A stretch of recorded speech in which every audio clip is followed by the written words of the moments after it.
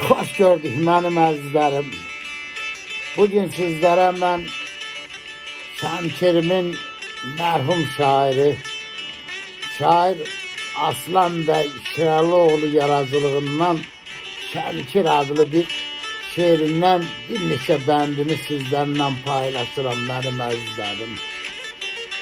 Şair yazırdı ki, İldırım haraylı gürültü sesi, bulaq zümzüməsi, şırıltı səsi, qaqqıltı, cəhcəhə, pırıltı səsi, köklənib çaldığı ahəngdir Şəmkir.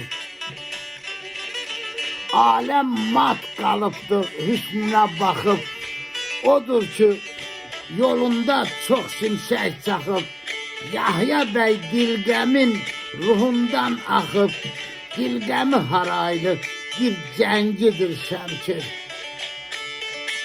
Süfrədən yığılmaz çörəyi duzu, bağçada oynayır bıçaqla quzu, yanır çırçıraqla tale ulduzu, elə bir bayramlıq bir şəhdir Şəmkir. Bir yanı dağlardır, bir yanı düzen, yokuştur, rəmidir ürəklər üzən, yalçın qayaların gözündən süzən, bulaqdır, kəhrizdir, səhəkdir Şəmkir.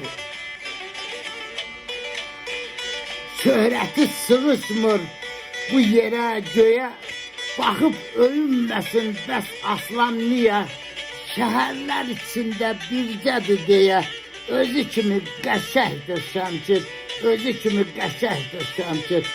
Şair Aslan Bəy Allah rəhmət eləsin, sağ olun dostlar.